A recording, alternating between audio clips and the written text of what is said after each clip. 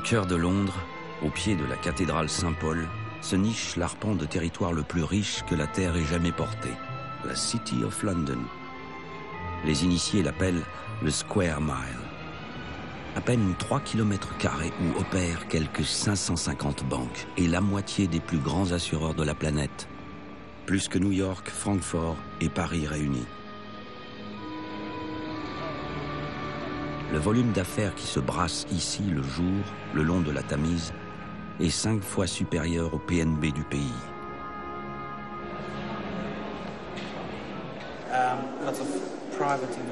Il y a ici beaucoup d'investisseurs et de banques privées. Ça investit beaucoup ici. Avec la crise, beaucoup de gens ont perdu leur boulot et lors des entretiens d'embauche, ils doivent faire davantage attention à leur apparence, au cirage de leurs chaussures. J'arrive un peu à bavarder avec eux et ils se livrent devant moi sans difficulté. Ils me disent des choses que des gens paieraient pour savoir. Je les côtoie depuis des années maintenant.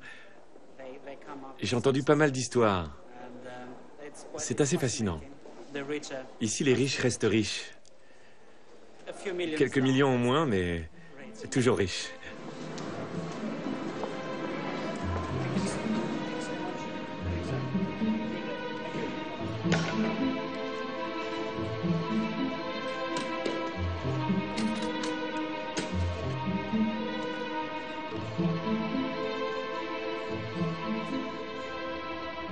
La nuit, le légendaire quartier d'affaires devient une cité fantôme, vide d'habitants ou presque. Mais l'argent, lui, ne s'arrête pas pour autant de travailler. Bien au contraire. La bourse de Londres est la seule bourse du monde, avec celle de New York, à n'avoir jamais fermé ses portes, même en temps de guerre. Si la patrie de Winston Churchill et de Margaret Thatcher est encore aujourd'hui une puissance mondiale, c'est sans doute à cette cité fantôme qu'elle le doit.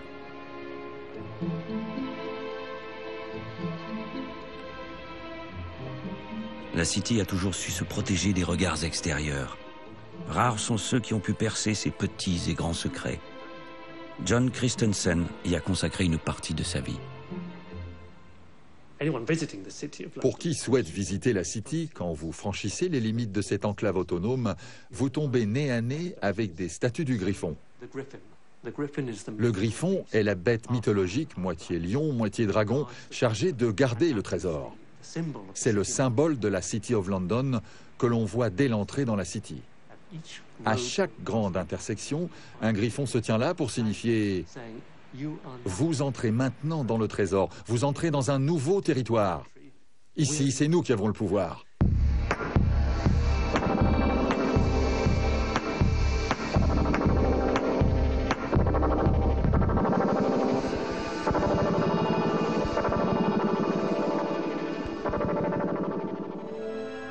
Par quel hasard de l'histoire, la City est-elle devenue la principale place financière de la planète? L'endroit où s'effectue la moitié des entrées en bourse internationale, où se concentrent 80% des hedge funds européens. Tout cela est le fruit de la longue histoire d'une cité médiévale, placée sous l'autorité de Dieu et indépendante de la couronne depuis bientôt 1000 ans. Cela fait de la City l'entité politique la plus ancienne au monde. Des siècles durant, l'argent a prospéré à la City. Sans elle, le Royaume-Uni n'aurait pu financer son expansion coloniale, ses guerres contre Napoléon ni sa révolution industrielle. C'est grâce à la City of London que la couronne a pu souvent exaucer ses rêves de grandeur. La City ne manque pas une occasion de le lui rappeler. Nous sommes au pied de Saint-Paul, à Temple Bar. Un lieu très symbolique. C'est ici que monarques et souverains doivent se défaire de leurs attributs armés avant de se placer sous la protection de la City.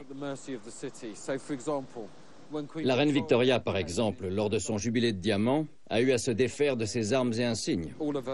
Elle a été accueillie avec une épée, celle-là même que la reine Elisabeth offrit pour l'ouverture de la Bourse Royale, qui se trouve sur Paternoster Square. Ce lieu est donc chargé d'histoire. De ce côté, vous avez Ave Maria Street, là c'est Amen Street.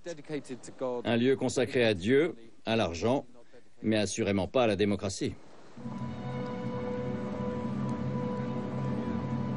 Historien de formation, Lord Maurice Glassman est l'un des rares universitaires britanniques à avoir étudié les ressorts politiques de la City, la façon dont la cité médiévale est devenue un pilier majeur de l'establishment britannique. La City s'est dotée d'un parlement, né plusieurs siècles avant que la monarchie ne devienne à son tour parlementaire. Créée à l'origine par des citoyens libres, ou freemen, la City est le berceau historique de la démocratie britannique. Pour élire ses parlementaires, la City a mis en place un système électoral complexe, sans aucun équivalent au monde. Peuvent y voter les résidents de la City, mais aussi les entreprises qui y sont implantées, sans oublier les citoyens d'honneur, titre honorifique exceptionnellement accordé à des personnalités britanniques ou étrangères. Vous avez des entreprises comme Goldman Sachs, des banques chinoises, autrement dit des apparatchiks communistes, qui peuvent voter aux élections à la City of London, tout ça le plus légalement et le plus légitimement du monde. Ce n'est pas simple de comprendre comment le capital a pu conquérir la plus insolite, la plus dense, la plus intensément démocratique cité du monde.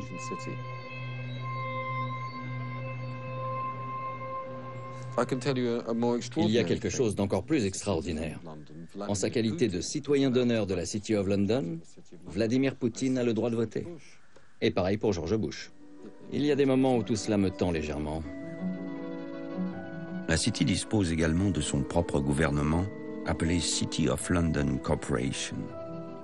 À sa tête, un personnage méconnu, le Lord Mayor, élu par les corporations de marchands qui jouent un rôle politique actif à la City depuis des siècles.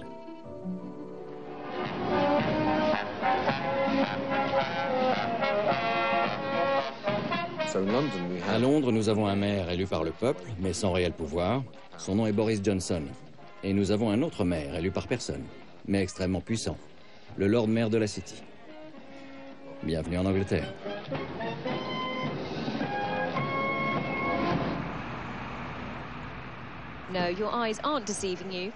Non, vous ne rêvez pas, c'est bien London Bridge. Et là-bas, oui, c'est bien un troupeau de moutons. Cela peut paraître surprenant, mais il ne s'agit pas d'une première. Il s'agit là d'un privilège ancien de près de 1000 ans, accordé à un nombre restreint de Londoniens. Les marchands de bestiaux souhaitant entrer dans Londres pour vendre leur cheptel pouvaient le faire sans avoir à s'acquitter de taxes à London Bridge et ailleurs aussi. Et nous réaffirmons ce droit. Et ainsi, nous célébrons les bonnes vieilles traditions de nos anciens, sans perdre de vue la bonne cause, la collecte d'argent pour les œuvres charitables du Lord Mayor.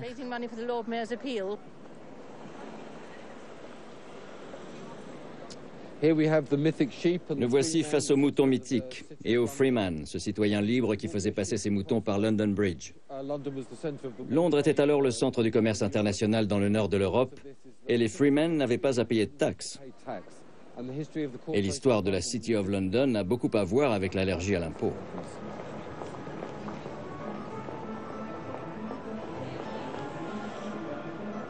En défendant bec et ongles ses privilèges fiscaux, la City a acquis un statut d'exception, une forme d'immunité. Un privilège qu'elle doit à son statut de grand argentier du royaume. Alors que la fin de l'Empire semblait avoir sonné le glas de ce bel attelage, la puissance britannique ressuscite silencieusement à la fin des années 50.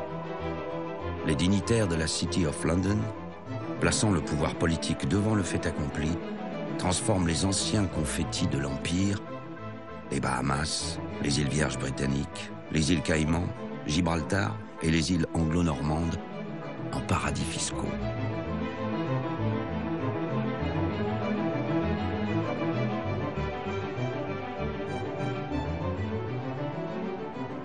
Londres est au cœur d'une galaxie de satellites.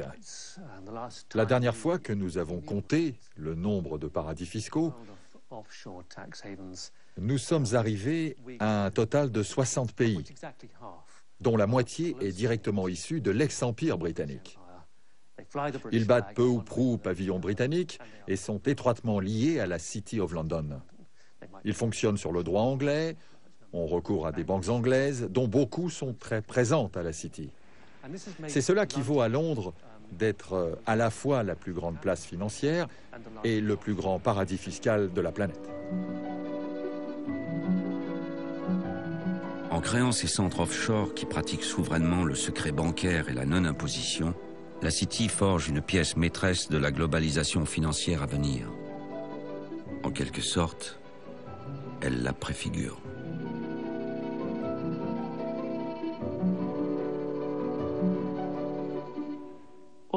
La quasi-majorité des investissements internationaux se fait via les centres offshore. C'est plus avantageux fiscalement et moins contraignant juridiquement. La grande majorité du commerce mondial transite offshore, en tout cas sur le papier. Cela permet aux multinationales de faire basculer le profit du pays où il a été créé vers ces juridictions où elles peuvent échapper à l'impôt.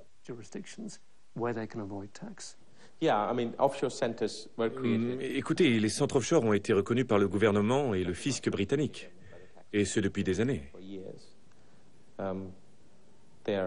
C'est de l'optimisation fiscale. Bien sûr, cela ne vaut que pour des gens qui ont assez d'argent pour se sentir concernés. Cela ne vaut pas pour monsieur tout le monde. On peut dire qu'on les a rendus attractifs pour qui veut faire du business au Royaume-Uni. À cela près que cela crée une distorsion massive dans le mouvement de globalisation. Pour moi, les paradis fiscaux sont au cœur de la globalisation. Ils en sont aussi la principale faiblesse. Et ça me sidère que la plupart des économistes, des observateurs, passent sous silence les paradis fiscaux, alors qu'ils sont au cœur de cette globalisation et qu'ils expliquent pour une grande part pourquoi elle a échoué à répondre aux attentes des peuples.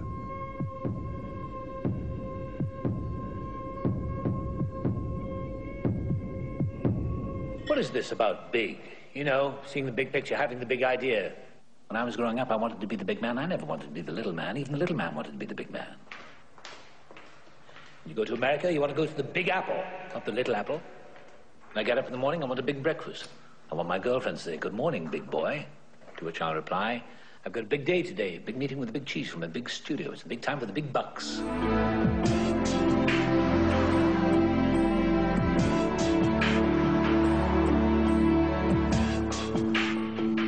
And in my big meeting, I'll turn to one of the big hitters and I'll say, "I love this movie. It's got to be big. There's only one small problem, my fee. I'd like it to be, what's the word?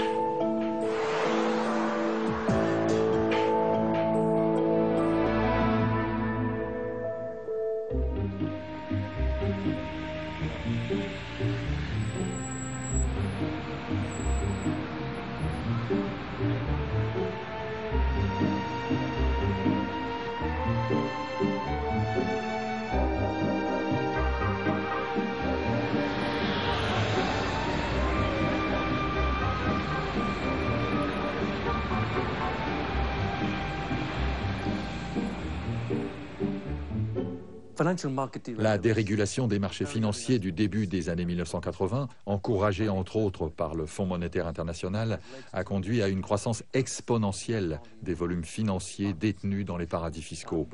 Ici, on ne parle plus en milliards, mais en milliers de milliards.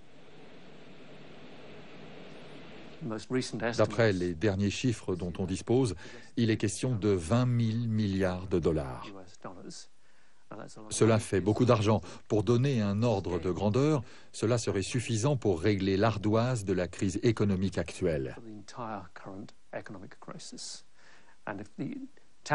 Et si des impôts étaient perçus sur les intérêts que rapporte cet argent, nous pourrions financer l'intégralité du plan anti-pauvreté des Nations Unies.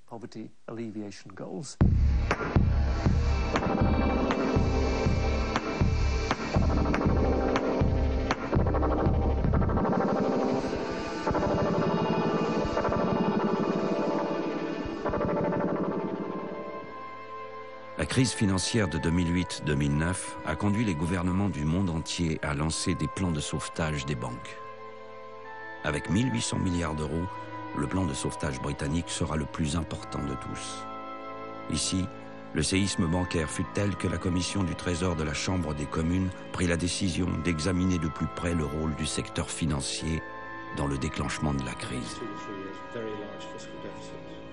Could you tell me how many subsidiary companies your group uses and are incorporated in the Isle of Man?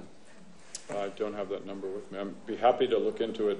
Well, according to the return that your group company put in last year, you have 30 subsidiaries operating in that jurisdiction. Can you tell me how many subsidiary companies you have operating in Jersey? I don't have that number with me either. The number is 38. Can you tell me how many subsidiary companies of your group are incorporated and operating in the Cayman Islands? Same answer. You have 181.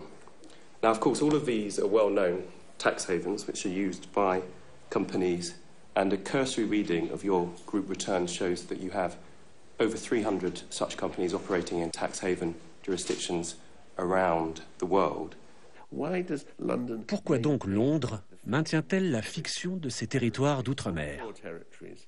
Jersey, Guernesey, Île de Man, Sark.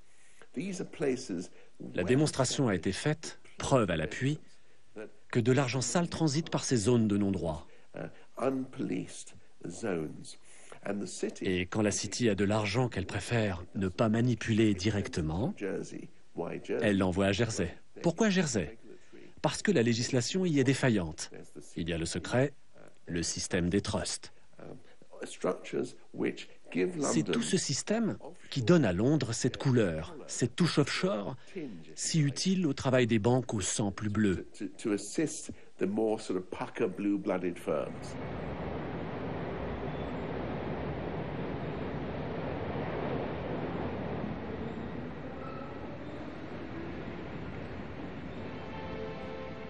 Observer le monde offshore est un exercice complexe, parfois déconcertant, souvent effarant.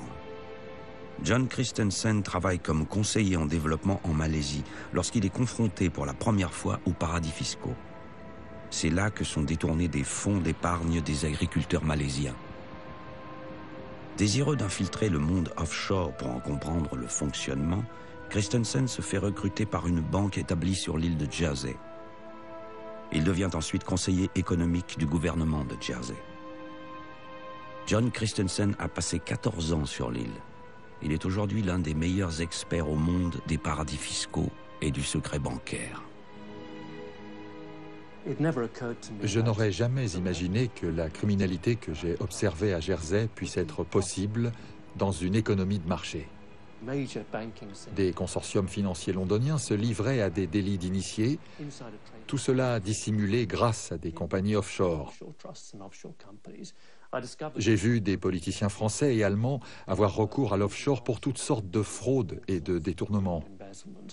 Bien sûr, j'ai vu de l'évasion et de la fraude fiscale en quantité industrielle. Ça, je m'y attendais. Mais je ne m'attendais pas à d'autres formes de criminalité. Mais le plus frappant,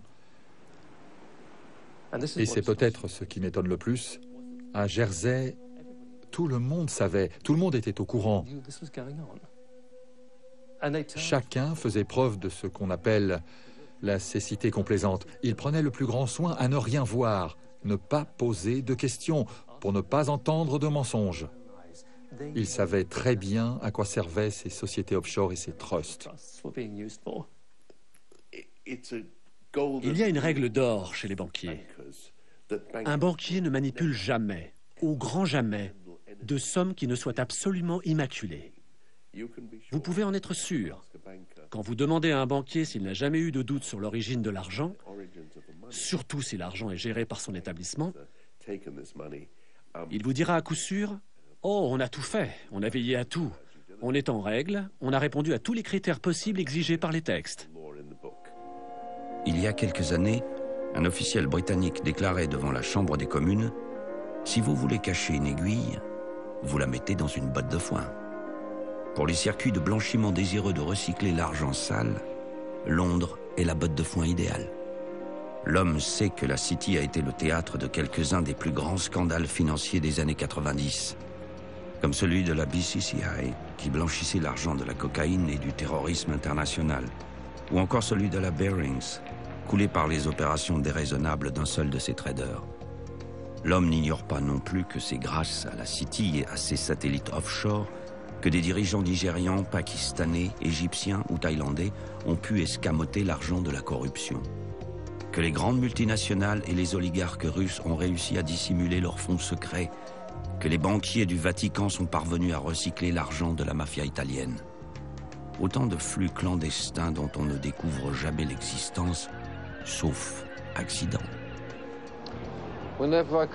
Chaque fois que je viens à Blackfriars Bridge, je pense à Roberto Calvi, retrouvé pendu ici en 1982 avec des pierres dans ses poches. Calvi, le banquier de Dieu, le banquier du Vatican. La City a toujours eu un rapport compliqué avec Dieu. Sa devise est « Domine dirige nos », Dieu nous guide. En fait, Dieu n'a jamais été le guide de la City.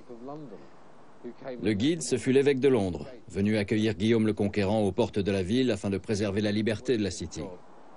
La City n'a jamais vénéré Dieu, mais elle a toujours vénéré l'argent.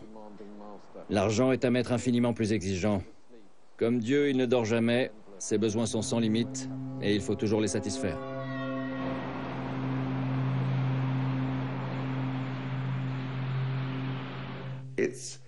Londres est une tuyauterie complexe. Et cela ne fait aucun doute.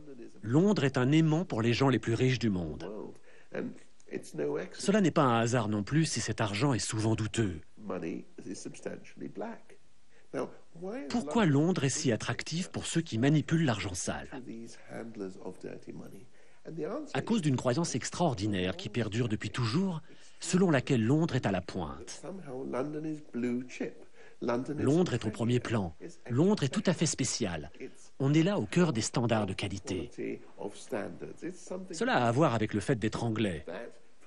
Tout cela, pour le blanchisseur, c'est le visa ultime, l'imprimature, le sceau de l'excellence.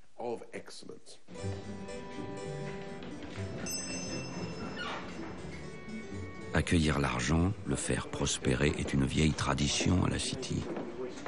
Et le respect des vieilles traditions est une seconde nature, presque une raison d'être pour la Grande-Bretagne.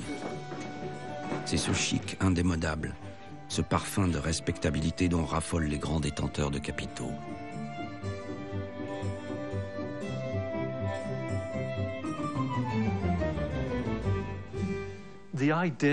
L'idée selon laquelle les paradis fiscaux servent avant tout au blanchiment d'argent de la drogue par exemple, ou au recyclage de l'argent du crime, cette idée doit être écartée, c'est un enjeu mineur.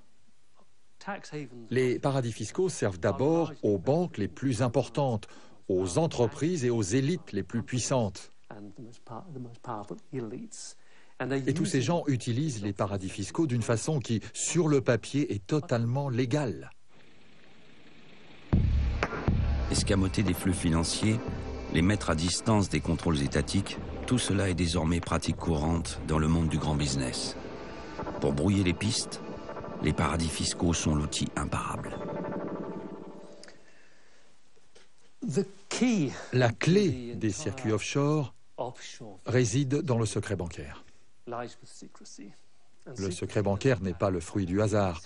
Le secret est fabriqué, délibérément fabriqué, et ce grâce à des mécanismes légaux.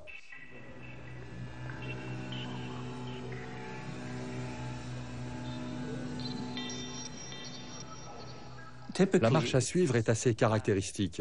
L'argent avance par paliers. Qu'est-ce que j'entends par là? L'argent ne va pas directement d'Asie ou de Russie vers Londres ou les autres grands centres. Généralement, l'argent va dans des juridictions de première intention, Chypre dans le cas de l'argent russe. L'évaporation, l'escamotage de l'argent fonctionne selon un cycle. Un cycle où l'on transite par différentes étapes. L'argent est transformé, ses provenances se mêlent, et il devient presque impossible aux régulateurs d'identifier la source de cet argent. La plupart des trusts offshore que j'ai pu observer, y compris ceux que j'ai moi-même créés, ont adopté ce que j'appelle des flee clauses. Flee, F-L-E-E, du verbe s'enfuir. La flee clause leur permet de s'enfuir immédiatement. Au premier bruit d'investigation, ils disparaissent de la juridiction pour réapparaître plus tard sous un autre nom, avec d'autres mandataires, dans une autre juridiction. On n'est plus face à une poupée russe qui contiendrait une autre poupée. Là, on ouvre la poupée russe et l'on découvre que la poupée suivante a disparu. Et tout cela a été construit en toute légalité pour entraver ou empêcher toute investigation, qu'elle vienne de la police, du fisc ou de toute autre autorité.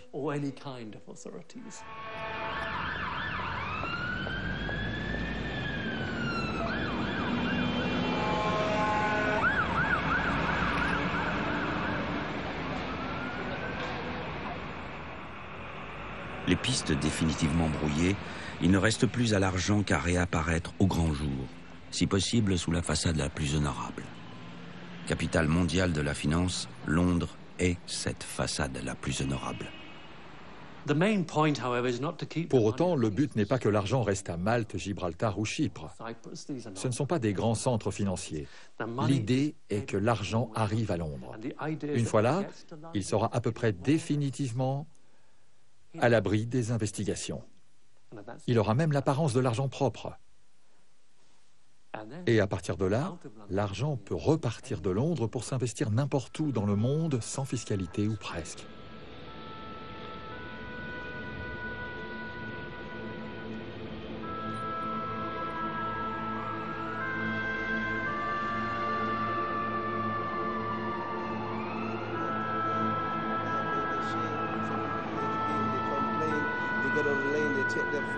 It's all in vain, but inspiration is uplift the nation, purification, it invite the nation to find salvation, to the generation to be what they want to be, find themselves never too late, they operate so greatly. Peace.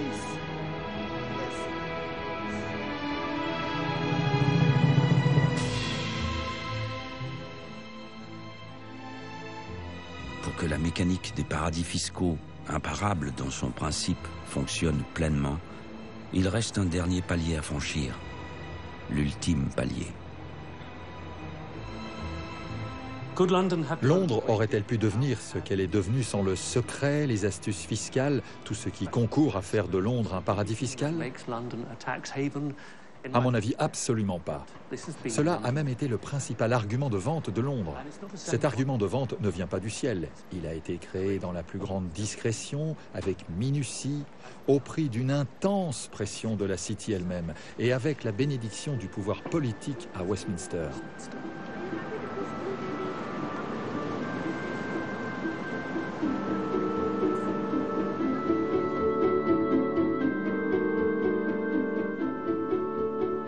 Dans sa longue histoire, la City a toujours refusé de renoncer à un pouce de sa souveraineté, de ses prérogatives chèrement acquises.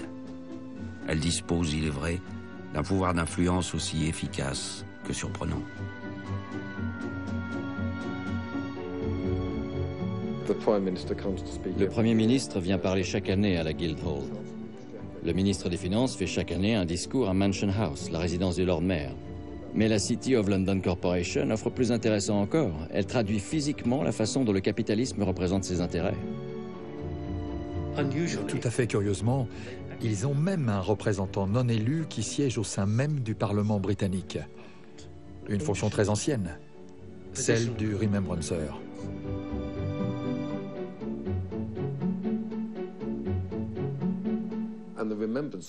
Le Remembrancer est apparu, je crois, vers 1520. Son rôle était de défendre les intérêts de la City directement au Parlement. Le Remembrancer siège aux côtés du président de la Chambre des communes. C'est le seul lobbyiste à pouvoir siéger aux communes. C'est tout à fait étonnant. Il peut entrer dans la Chambre et briefer les députés en séance. Le Remembrancer veille à ce que le Parlement ne remette pas en cause les droits historiques, les privilèges patrimoniaux de la City. Le Remembrancer a également un accès direct au ministre, tenu de lui répondre dans les 24 heures quand il appelle. Le nom du Remembrancer actuel est Mr. Double, ce qui ajoute à la beauté des choses. C'est tout à la fois un homme absolument charmant et un lobbyiste tout à fait redoutable. Et le boulot de Mr. Double, comme Remembrancer, est de rappeler à chacun au Parlement où réside le vrai pouvoir.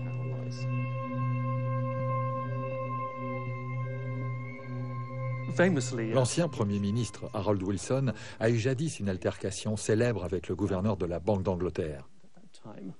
Après une longue et frustrante passe d'armes sur la politique économique, Harold Wilson s'est tourné vers le gouverneur et lui a demandé « Qui dirige ce pays, vous ou moi ?» Nous savons maintenant. C'est la City of London qui dirige la Grande-Bretagne.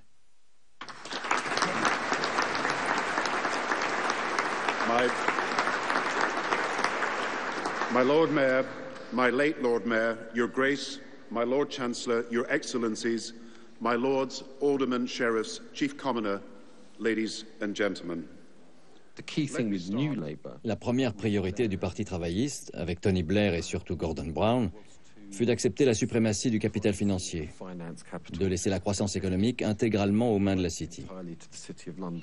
Le Parti travailliste a laissé la City libre de ses appétits. On comptait sur l'argent de la City pour financer la politique intérieure et extérieure du pays.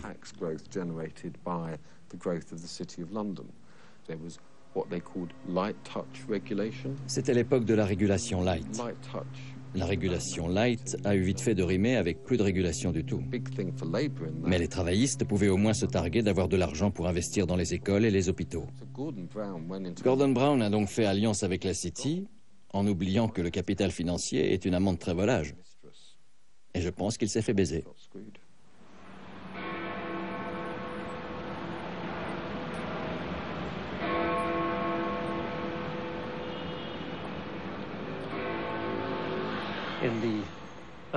Au tout début de la décennie 2000, le gouvernement britannique a été jusqu'à vendre les bâtiments des centres des impôts. Autrement dit, son propre parc immobilier à une compagnie privée basée dans un paradis fiscal. De ce fait, l'argent déboursé en loyer par l'État pour chacun des bâtiments des impôts, aux quatre coins du pays, aboutit aujourd'hui dans des comptes privés dans un paradis fiscal. C'est tout simplement fou. Fin 2007, la City est la première place européenne à être atteinte par la crise financière qui secoue depuis quelques mois les États-Unis. Les principales banques du pays sont au bord de la faillite. In an age when computers in our pockets can tell us everything from Grandma's phone number to the complete works of Shakespeare, no one can explain what happened on Wall Street Thursday, when stocks plummeted nearly 1,000 points in less than an hour. And on a day like Thursday, seriously destabilizing the market. The Dow plummeted nearly 23%, its largest one-day drop ever. Quand la finance s'est écroulée en 2008, Gordon Brown a été confronté à son sort. Sauver non pas l'économie, mais la City. Il a pensé que le destin du Parti travailliste était de sauver la finance internationale et la prééminence de la City of London. Mais je ne crois pas qu'il ait réellement compris la nuance entre le destin et le sort. Au bout du compte, la City a fait et défait la carrière de Gordon Brown. Et l'un ne vaut pas mieux que l'autre.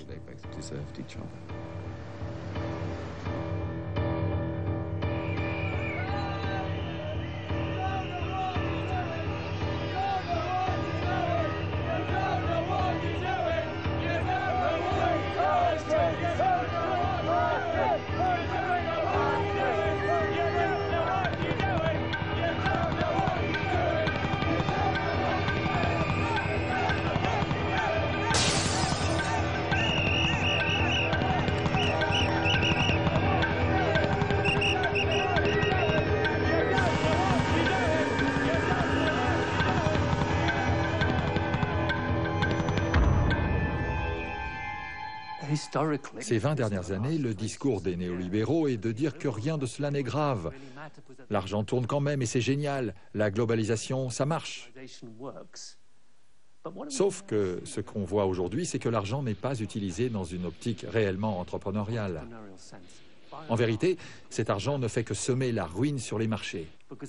En gros, cet argent est là pour être brassé rapidement, pour maximiser les gains en capitaux via les investissements en patrimoine ou la spéculation internationale.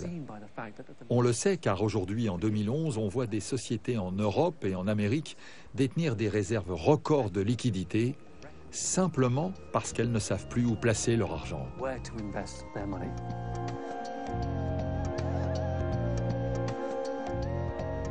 Au Royaume-Uni, la finance est soumise à des contraintes légales et réglementaires rigoureuses, similaires à ce que l'on observe ailleurs en Europe. Mais contrôler des circuits financiers offshore, donc opaques, rend de fait la tâche des autorités infiniment complexe. L'ampleur phénoménale des volumes brassés achève de rendre la tâche impossible. Les gens qui régulent notre économie sont souvent sous-informés, sous-payés. Les meilleurs d'entre eux sont par ailleurs sous la pression du secteur privé qui souhaite les embaucher. C'est une situation à la fois lamentable, tragique et douloureuse. À partir d'un certain niveau de compétence, vous pouvez parier votre dernière chemise qu'ils s'en iront pour le privé.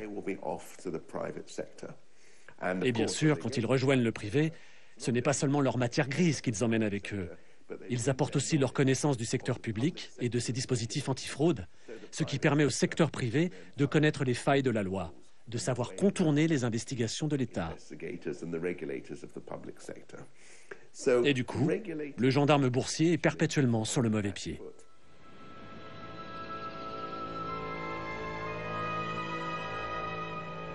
La crise financière de 2008-2009 fut une occasion manquée historique de réformer la finance internationale.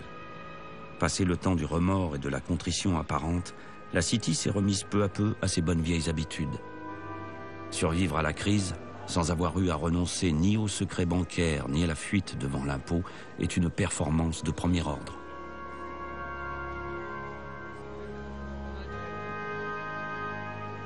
You will understand, Mr. Diamond, that there's obviously, I mean, if you look at the facts I've just presented, that would suggest that your bank is engaged on tax avoidance on a grand scale, would it not? I can assure you Barclays is not evading taxes. And if I can assure you that it is our obligation... Sorry, that wasn't the question I asked. I said avoidance. I was very careful not to use the word evasion, Mr. Diamond. Well, I don't know what I think tax evasion is a very clear phrase, and it's a space we would never go to. And I didn't use the word. And I chose the word tax efficiency, which is our obligation, and it's something that is in line with government policy. But your efficiency may be our avoidance. Can I just perhaps finish by asking... I don't think that's the case. You don't think that's the case? 150 milliards d'euros de pertes fiscales chaque année du fait de l'évasion fiscale et de la fuite devant l'impôt, c'est absolument colossal. Si le peuple britannique prenait la pleine mesure de ce qui se passe, s'il savait qu'il pourrait bénéficier non seulement de meilleurs services publics, mais en plus de baisses d'impôts, je crois qu'il serait plus présent dans les rues aujourd'hui. Pas de si, pas de mais, non à l'austérité. Pas de si, pas de mais, non à l'austérité.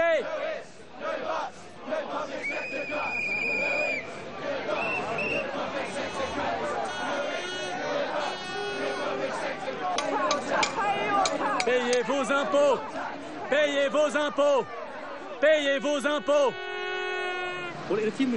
Dans quelques minutes, des activistes, pas seulement ici sur Oxford Street, mais un peu partout dans le pays, vont commencer des actions directes contre le propriétaire de Topshop. Le propriétaire de Topshop est le milliardaire Sir Philip Green. Il a été anobli par le gouvernement britannique pour services rendus à l'économie. C'est aussi un champion de la fuite devant l'impôt. Il fait cela de façon spectaculaire. Il se verse ses dividendes non pas à lui-même, mais à sa femme. Soit 1,5 milliard d'euros. Et l'astuce est que sa femme n'est pas imposable ici, car elle vit à Monaco.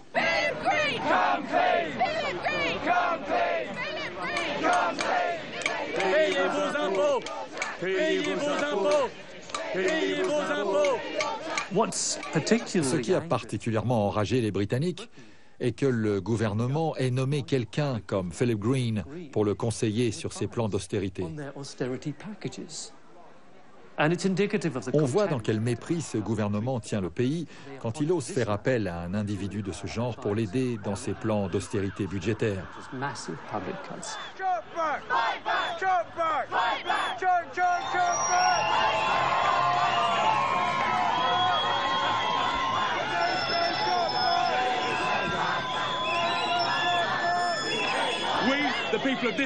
Nous, citoyens du Royaume-Uni, de Grande-Bretagne et d'Irlande du Nord, demandons la restitution de ce qui est nôtre, sous la forme de redressements fiscaux.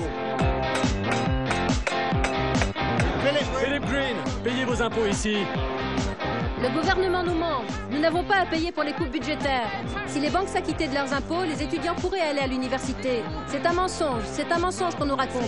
C'est votre argent, c'est l'argent du postier, du vendeur du magasin, c'est l'argent des flics.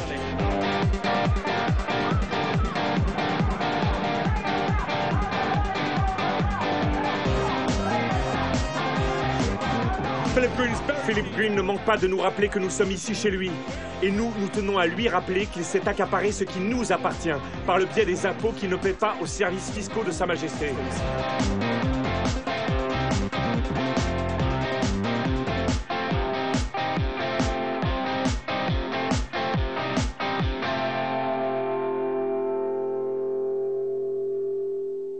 We're all unequal. No one, thank heavens, is quite like anyone else, however much the socialists may pretend otherwise. And we believe that everyone has the right to be unequal. But to us, every human being is equally important. A man's right to work as he will, to spend what he earns, to own property, to have the state as servant and not as master, they are the essence of a free economy, and on that freedom all our other freedoms depend. Les Britanniques commencent à comprendre qu'ils se sont fait rouler par leurs élites politiques et économiques, à un point que personne ne pouvait même concevoir.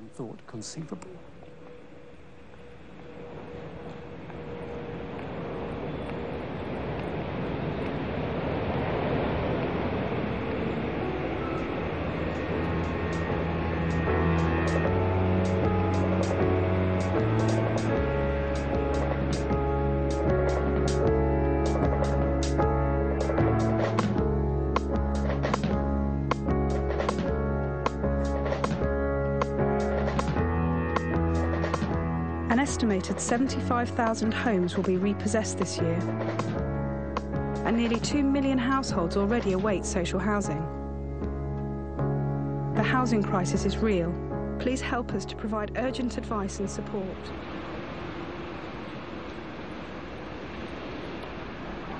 Whitechapel, un quartier populaire à quelques centaines de mètres à peine de la City. Ici, les centres d'accueil ouvrent tous les jours de l'année pour prendre en charge le flot croissant de ceux qui sont désormais dans la rue. La situation s'est aggravée. Ah oui, j'ai vu les choses changer. C'est terrible. Plus encore depuis la crise financière. Ah ouais. Pourquoi, selon vous? Les gens n'ont plus de sous. De l'autre côté, là-bas, les gens ont de l'argent. Ouais, mais pas par ici. J'ai dû appeler pour mettre ma bague en gage. Vous êtes sérieuse? Ah, je le jure devant Dieu. J'ai besoin d'argent pour nourrir mes gosses. Vous avez combien d'enfants? J'en ai 4 qui vivent par ici. Vraiment?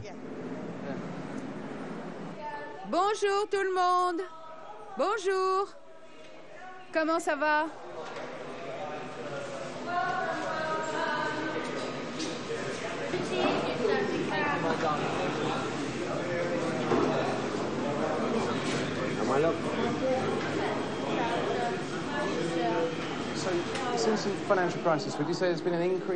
Avec la crise, vous avez plus de monde? Je vois arriver de nouvelles têtes. Dès qu'on a des gars qui se sortent de la rue, on en voit d'autres qui arrivent. Je dirais qu'un quart d'entre eux sont nouveaux, peut-être plus. Ça, c'est le planning de nos volontaires. Là, c'est les gens de la Deutsche Bank. Là, on a Allen and Overy. Là, c'est la Bank of New York. C'est la responsabilité sociale. Toutes les grandes entreprises ont une politique de responsabilité sociale. Ils pensent qu'ils doivent rendre un peu. Ce sont les médecins, les personnels soignants, les juristes de demain. Si on les implique dès maintenant et qu'on les aide à se forger une conscience, c'est quelque chose qui leur restera le restant de leur vie. Quand on sera mort, ils continueront le boulot. Un jour lointain, alors. Ouais. Écoutez, je pense, d'un point de vue holistique ou philosophique, je dirais que nous sommes tous coupables. Tout le monde a participé d'une façon ou d'une autre à cette course à l'argent. Et il y a des gens ordinaires qui n'ont rien à voir avec la finance, qui n'y comprennent rien, et eux aussi ont participé à leur façon. En Angleterre, les banques sont allées jusqu'à prêter 100% pour l'achat de logements. Cela n'avait aucun sens. Quel risque vous prenez quand la banque vous prête tout? Et pas seulement les banques, les assureurs aussi. AIG en est un très bon exemple. Tout cela ont pris des risques qui allaient largement au-delà de ce qu'ils étaient tenus de faire. Pendant ce temps, les gouvernements regardaient ailleurs, en croyant que le système pouvait s'autoréguler. Mr. Diamond, the Bank of England have pointed out they've calculated the bank that's worth £100 billion a year to the big five banks. Are you grateful to the British taxpayer for subsidising you in this way? There's a couple of answers to this question. Are you grateful to the British taxpayer? We are very grateful to the central banks around the world, to the governments around the world for the... No, I'm talking about the British government, who stand in the shoes of the British public. They say, and this is accepted, that you're too big to fail. And the taxpayer stands behind you. That makes you more creditworthy. It means you can borrow much more cheaply than if you're a standalone organisation. Now, what I'm asking you, Mr. Diamond, is are you grateful to the British public?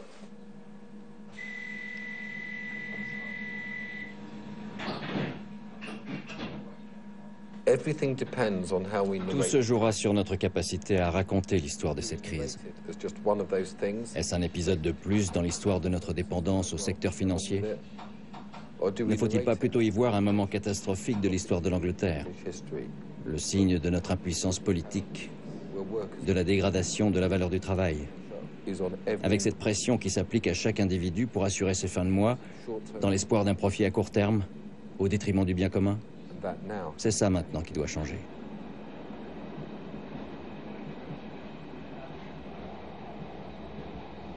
Début 2011, un éditorialiste prestigieux du quotidien Le Guardian écrit « Aujourd'hui, l'industrie de la finance n'est plus une perversion du système, elle est le système. »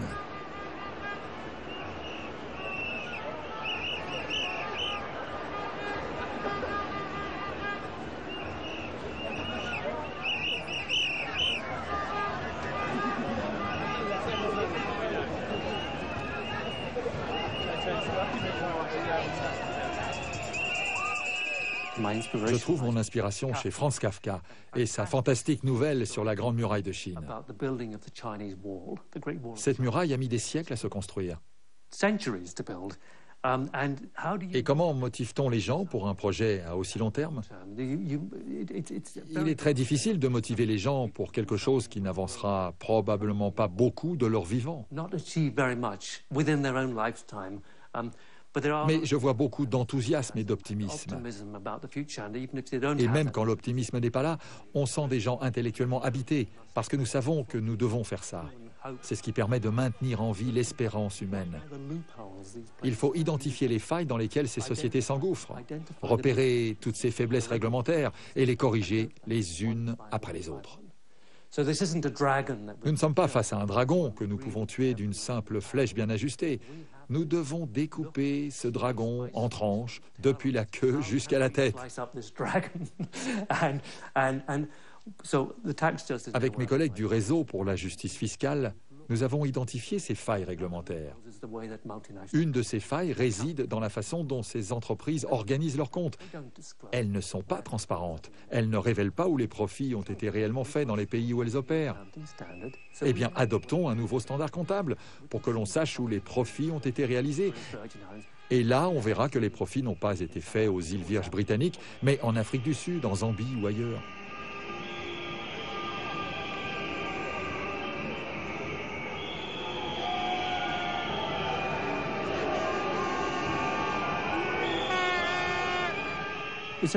C'est seulement en boxant intelligemment et en prenant ce genre de mesures que nous avancerons. Si le but c'est de fermer les paradis fiscaux, franchement c'est un raisonnement infantile qui ne nous mènera nulle part.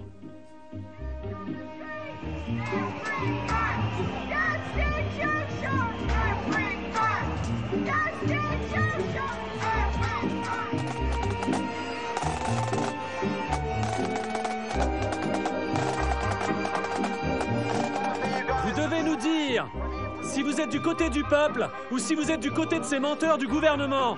Vous ne savez pas ce que vous faites. Vous ne savez pas ce que vous faites. Vous ne savez pas ce que vous faites.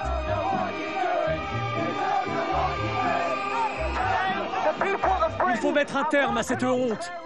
Aujourd'hui, le peuple britannique s'est levé pour ses droits et entend que ses droits soient reconnus.